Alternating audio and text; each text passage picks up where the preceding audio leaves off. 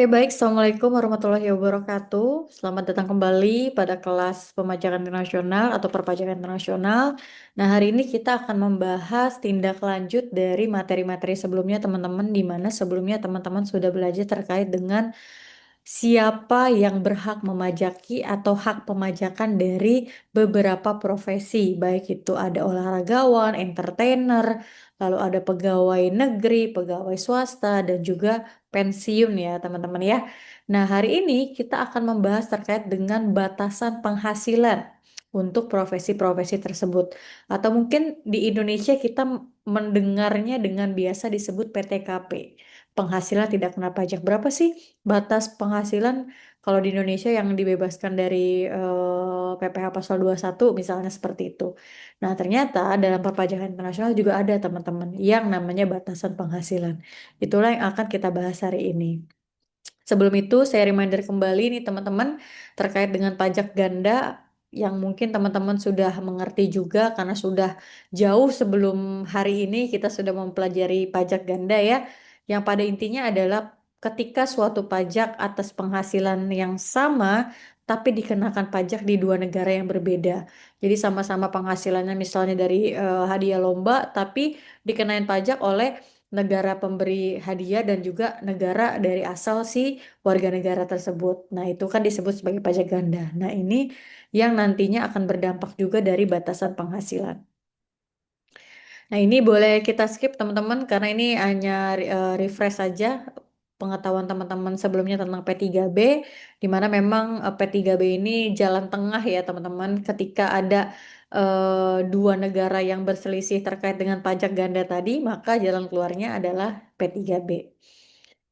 Ini untuk syarat pencegahan pajak ganda, ada Certificate of Domicile, ini surat keterangan domisili daripada negara asal si WP itu sendiri. Kalau kata kita mungkin biasa nyebutnya kayak akte kelahiran gitu ya teman-teman ya. Kalau dalam perpajakan nasional disebut oleh COD atau Certificate of Domicile. Nah, selanjutnya ada formulir DGT. DGT ini formulir yang memang khusus atau resmi dikeluarkan oleh Direktorat Jenderal Pajak kalau di Indonesia ya teman-teman, dan itu harus diisi bagi warga negara asing yang mendapatkan penghasilan di Indonesia. Jadi kalau DGT ini form resminya di Indonesia untuk warga negara asing atau subjek pajak luar negeri. Lalu ada batas waktu penyerahannya sebelum jatuh tempo pelaporan pajak, dan yang terakhir ada status BO-nya atau beneficial owner, di mana sebenarnya siapa sih yang memperoleh manfaat, siapa sih yang dapat penghasilan gitu ya. Itu pun nantinya akan menentukan siapa yang berhak memajaki. Nah, ini untuk batasan penghasilan nih teman-teman yang memang hari ini kita akan bahas lebih lanjut, di mana ada tiga prinsip yang biasanya menjadi dasar penentuan batasan penghasilan dalam peraturan perpajakan internasional atau P3B. Yang pertama ada prinsip domisili, ya intinya tempat di mana negara WP-nya tinggal ya, tempat tinggal tetap walaupun dia ngontrak tapi dia tinggal di negara tersebut selama berbulan-bulan misalnya. Kalau kemarin ada lebih dari 183 hari dalam kurun waktu berturut-turut ya, atau terus-menerus maupun terputus-putus secara pajak internasional itu diperbolehkan. Lalu prinsip sumber, hak pajak pada negara tempat penghasilan diperoleh, siapa yang memberikan uang, siapa yang memberikan penghasilan, dan yang terakhir adalah prinsip kebangsaan atau berdasarkan tentunya kewarganegaraan wajib pajak. Nah, ini boleh kita skip, kita sudah membahas ini di pertemuan sebelum-sebelumnya ya teman-teman. Nah, yang pertama untuk batasan penghasilan bagi mahasiswa atau mahasiswa ya teman-teman. Bagi teman-teman yang mungkin nanti ingin memperoleh beasiswa LPDP misalnya gitu ya ke luar negeri ataupun sebaliknya dari luar ke dalam Indonesia. Untuk mahasiswa seperti yang teman-teman tahu ya sebelumnya kita sudah belajar bahwa mahasiswa selama dia memperoleh beasiswa ataupun tunjangan yang sifatnya hanya untuk pendidikannya atau biaya hidup dia selama di negara lain atau di negara asing tempat dia belajar itu dibebaskan pajak di negara tempat mereka belajar atau negara studi. Tapi seandainya kemarin juga ada yang nanya ya, seandainya Bu di sana dia lagi libur UAS atau libur UTS, terus dia mau kerja freelance di negara tersebut, berarti dia akan mendapatkan penghasilan dari pekerjaan. Nah, umumnya ada batasan nih teman-teman. Berarti kan kalau penghasilan dari pekerjaannya dia harus dikenakan pajak ya teman-teman. Ketika kita bahasnya yang pendidikannya, biaya hidup dan lain-lain itu memang dibebaskan. Tapi ketika dia melakukan suatu pekerjaan di negara studi, maka dia akan dikenakan pajak penghasilan tentunya di masing-masing negara yang di mana tempat mereka belajar atau sekolah. Nah, biasanya umumnya batasan dari penghasilan kerja paruh waktu si mahasiswa-mahasiswa ini biasanya umumnya itu di angka 54 juta per tahun. Nah, ini hampir sama dengan, bukan hampir sama, bahkan sama dengan PTKP kalau di Indonesia TK 0 itu di angka 54 juta per tahun. Nah, ini hampir sama, tapi umumnya ya teman-teman. Jadi misalnya di Amerika atau di Inggris dia katakanlah tingkat UMR-nya beda dengan Indonesia ya otomatis mungkin akan berbeda. Ini cuma kalau umumnya di Asia ya mungkin di angka 54 juta per tahun seperti itu. Untuk syarat durasi tinggal si mahasiswa ini ya tentunya selama masa studi yang wajar. Maksudnya adalah ya kayak S1 misalnya masa studinya 4 tahun ya berarti 4 tahun gitu. Kalau misalnya ada 3 tahun ya wajarnya 3 tahun. Ya di sini ada kata-kata biasanya tidak lebih dari 5 tahun ya. Kecuali dia mungkin mengambil semester lanjutan dari fast track nih dari S2 ke S3 atau dari S1 langsung ke S2 ya. Mungkin itu bisa lebih panjang tapi balik lagi kan harus ada pengurusan visa lebih panjang dan lain-lain. Di mana pada intinya untuk syarat durasi tinggal sesuai dengan masa studi yang wajar bagi si mahasiswa tersebut. Nah, ini contoh kasus mahasiswa di luar negeri. Ceritanya dia mendapatkan beasiswa di Jerman, teman-teman, sebesar 120 juta.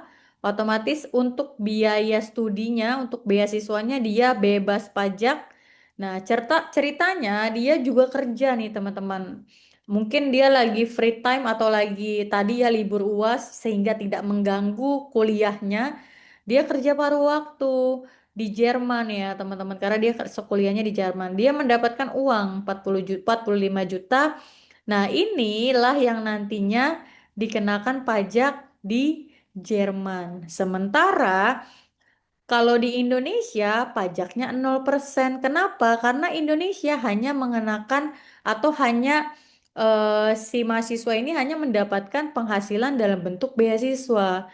Ketika dia kerja sendiri di luar beasiswanya, di luar kuliahnya, maka Jerman lah yang berhak mengenakan pajak. Jadi si Budi nih ceritanya mahasiswa di Jerman ini dia menerima beasiswa dari Indonesia terus bekerja paruh waktu berdasarkan P3B Indonesia dengan Jerman, ia tidak dikenakan pajak ganda. Jadi dikenakan pajak hanya di Jerman tempat dia bekerja dan memperoleh penghasilan si 45 juta ini. Karena Indonesia hanya keterkaitan dengan si Budi terkait dengan beasiswa 120 juta dan itu pun dibebaskan dari pajak di Indonesia.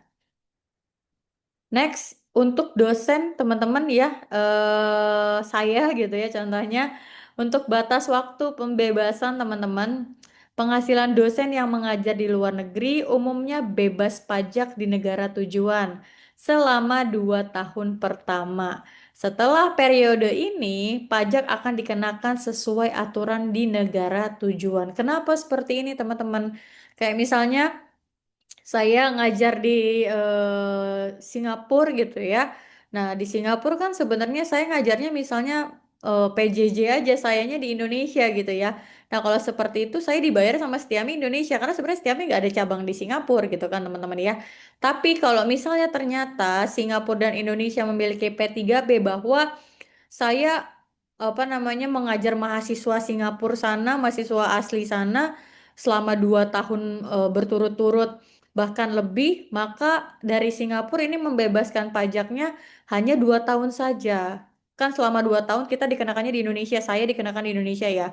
Setelah 2 tahun lebih, wah ini kayaknya Bu Citra lama juga nih ngajar di Singapura gitu ya. Kayaknya dapat uangnya lumayan banyak dari Singapura, dari masyarakat atau warga negara Singapura tentunya yang diajar oleh saya.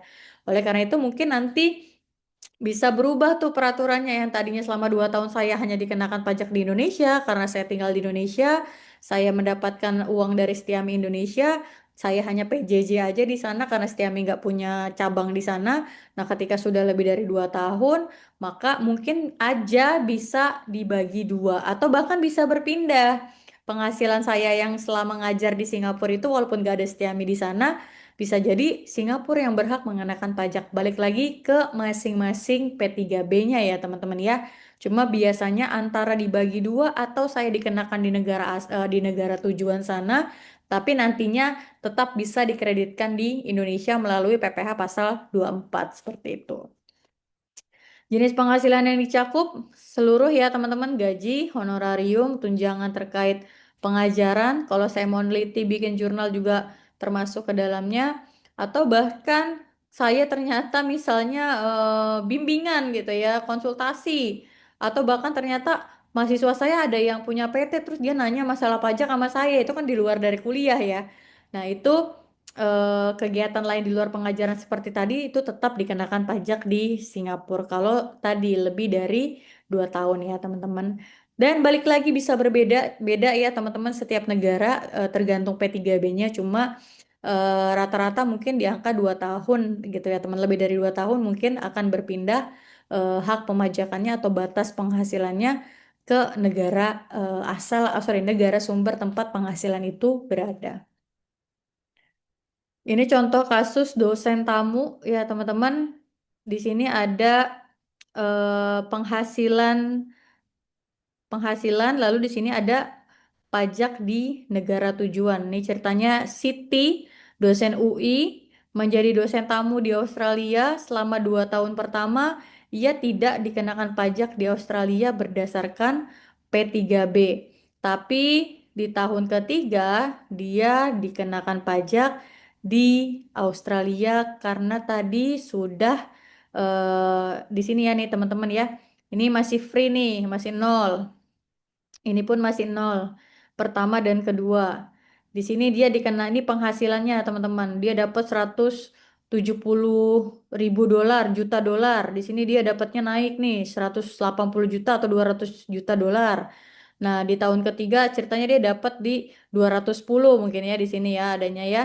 Nah, ketika dia di tahun ketiga dia sudah dikenakan pajak. Tadinya nol di sini karena sekarang dia sudah melewati batas, maka dia dikenakan pajak di sini, teman-teman, di tahun ketiga. Di tahun ke-1 dan kedua dia masih 0%, dibebaskan dari pajak. Kurang lebih seperti itu.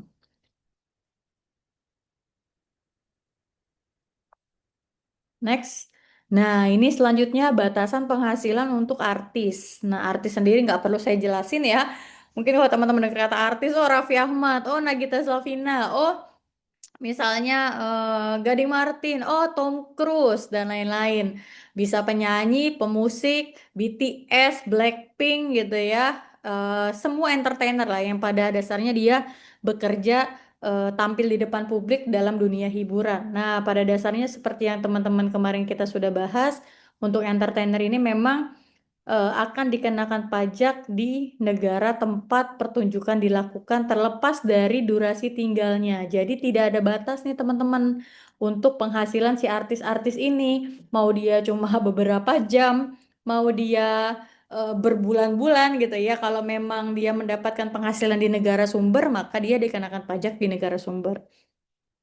Nah, beberapa P3B memberi pengecualian untuk pertunjukan yang didukung dana publik atau program pertukaran budaya. Maksudnya adalah kalau teman-teman tahu mungkin ada yang namanya konser amal atau konser-konser yang ya pakai dana pemerintah untuk bahasanya menghibur rakyat cuma-cuma, rakyat cuma dibiarin free masuk tanpa membayar tiket masuk. Intinya dari pemerintah fasilitas ke warga negaranya untuk menyenangkan warga negara. Nah, itu boleh teman-teman dibebaskan dari pajak penghasilan untuk para artis-artis ini. Contoh kasusnya ada di artis di acara internasional. Ceritanya Raisa, gambarnya kok tapi bukan Raisa ya, mohon maaf teman-teman. Raisa, penyanyi Indonesia, mengadakan konser di Singapura. Ia membayar pajak di Singapura dan mengkreditkannya saat melaporkan SPT-nya di Indonesia. Hasil dia manggung dapat 250 juta, dipotong pajak 15% sesuai P3B Indonesia Singapura. Lalu ketika dia ingin melaporkan pajaknya di Indonesia, dia boleh menggunakan mekanisme kredit pajak ya teman-teman, atau kalau di kita mungkin PPh pasal 24, di mana pajak yang sudah dipotong 15% ini tetap boleh mengurangi atau tetap boleh menjadi kredit pajak Raisa di Indonesia. Selanjutnya batasan penghasilan untuk atlet atau olahragawan nih teman-teman, di mana untuk penghargaan atau hadiah dikenakan pajaknya di negara tempat kompetisi berlangsung. Untuk endorsement tergantung lokasi perusahaan sponsornya dan tempat aktivitasnya dilakukan. Jadi kalau misalnya teman-teman melihat ada, kalau lagi bulu tangkis tuh suka ada di batas pinggir lapangannya suka ada sponsor-sponsor. Nah, dilihat dulu tuh PT-nya tuh sebenarnya sponsornya dari Aqua, misalnya Aqua ada di negara mana aslinya gitu kan, apakah Indonesia? Nah, itu biasanya akan mempengaruhi juga pemajakannya teman-teman. Cuma kan biasanya ketika mainnya di Indonesia berarti biasanya sponsornya dari Indonesia kan gitu ya. Ketika si atlet ini main di Singapura biasanya sponsor yang masuk juga dari Singapura. Sebenarnya itu apa ya, beriringan sih teman-teman. Jadi jarang ada misalnya eventnya di Singapura tapi sponsornya dari Indonesia. Itu jarang terjadi ya. Kecuali ya memang kompetisinya besar di mana banyak sponsor yang masuk dari lintas negara. Nah, kalau itu barulah nanti ada bagaimana cara P3B supaya si sponsor ini tidak dikenakan pajak dua kali. Untuk tarif pajaknya bervariasi antara 10-20% tergantung P3B masing-masing negara. Pengecualiannya ketika kompetisinya disponsori oleh pemerintah. Nah, ini biasanya dapat keringanan pajak, misalnya disupport DJP, disupport OJK, disupport Kementerian Keuangan, Kemenpora. Nah, itu biasanya bisa dapat keringanan atau bahkan dikecualikan dari pajak. Contoh atlet Olimpiade, Eko Yuli, atlet Indonesia meraih medali emas Olimpiade Tokyo. Bonus dari pemerintah Indonesia bebas pajak, namun kontrak endorsementnya dengan merek internasional tunduk pada aturan P3B. Jadi kalau kayak kemarin, Timnas katanya dapat jam Rolex ya dari Pak Presiden. Nah, itu dibebaskan dari pajak, teman-teman. Kecuali misalnya si atlet ini di endorse tuh dia ikutan iklan Aqua atau Le Minerale, nah itu di luar dari pembebasan. Nah, kalau hasil dari endorsementnya itu tetap dikenakan pajak. Nah, ini untuk batas penghasilan profesi lainnya. Untuk konsultan, teman-teman yang mau jadi konsultan dikenakan pajaknya di negara tempat jasanya diberikan. Durasi keberadaannya menjadi faktor penentu status pajak, biasanya kemarin ya teman-teman 183 hari rata-rata di OECD ataupun di UN model. Lalu ada digital nomad. Ini penghasilan di luar negeri dapat dikenakan pajak berdasarkan prinsip domisili. Banyak negara yang menawarkan visa khusus dengan insentif pajak. Lalu ada pekerja proyek. Pajak ditentukan berdasarkan durasi proyeknya, berapa lama. Proyek di bawah 183 hari biasanya diperbolehkan tidak dikenakan pajak di negara tujuan. Tapi ketika lebih dari 183 hari, barulah dikenakan pajak di negara tempat proyek itu berlangsung. Nah, ini yang tadi formulir-formulir kalau teman-teman mau menjadi warga negara Indonesia yang kerja di luar ataupun warga negara asing yang kerja di Indonesia. Yang pertama tadi ada Form DGT, formulir umum untuk penerapan P3B bagi non-penduduk. Jadi non-residen ya teman-teman, bukan orang Indonesia. Lalu DGT 2 khusus untuk penerima dividen, bunga dan royalti. SKD itu ada surat keterangan domisili. Ini yang tadi ya teman-teman COD ya. Kalau kata kita mah apa namanya akte kelahiran gitu atau KTP ya, surat keterangan domisili. Lalu ada Form 1721, ini bukti potong pajak untuk jasa tenaga ahli asing untuk SPLN dan SPT tahunan, laporan pajak tahunan dengan kredit pajak luar negeri atau PPh pasal 24. Ini formulir terkait dengan batasan penghasilan dan juga P3B. Untuk tantangan dalam penerapan sendiri, yang pertama tentunya perbedaan interpretasi masing-masing negara bisa berbeda-beda ketentuan P3B-nya. Terus proses administratifnya juga karena namanya lintas negara, kita kadang lintas kabupaten aja udah lama ya. Apalagi lintas negara, bayangkan dengan birokrasi yang sebegitu banyaknya otomatis secara proses administratif juga akan lebih panjang. Lalu perubahan peraturan yang terus berubah-berubah sehingga kadang WP bukan nggak mau patuh, tapi belum tahu kalau peraturannya berubah. Bahkan mungkin banyak WP yang contoh di Indonesia belum tahu kalau tarif PPN udah jadi 12, ingatnya masih 11 atau bahkan ada yang ingat masih 10 gitu ya. Karena tadi peraturan yang terus berubah dan mungkin banyak WP yang tidak terlalu sadar akan perubahan tersebut. Lalu pembuktian domisili tadi pakai SKD ya teman-teman.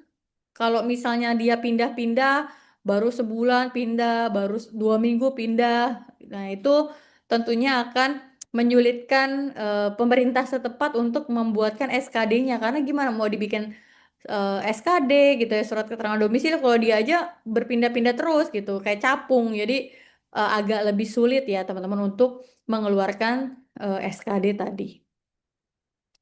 Untuk menghindari pajak berganda, ini sudah kita bahas sebelumnya ya, direncanakan pajaknya, disiapkan SKD-nya, simpan seluruh bukti bayar pajak di luar supaya nanti bisa dikreditkan di dalam negeri. Lalu pelaporannya harus dilaporkan secara global, jangan sampai hanya yang di Indonesia yang dilaporkan, yang di luar tidak ya. Terus jangan lupa ngajuin PPh pasal 24 dengan didukung oleh bukti-bukti pembayaran pajak teman-teman di luar negeri. Kesimpulannya, identifikasi dulu kategori profesi teman-teman, masuk ke kategori yang mana tadi, konsultasi sama ahli kalau memang sulit memahami. Jangan lupa formulir digitnya tadi disiapkan, SKD-nya disiapkan, lalu lapor pajak tepat waktu atau baik itu di Indonesia maupun di negara tempat teman-teman bekerja atau kuliah dengan bekerja tadi ya. Oke teman-teman, mungkin itu untuk materi hari ini. Kurang lebihnya mohon maaf. Wabillahi taufiq wal hidayah. Wassalamualaikum warahmatullahi wabarakatuh.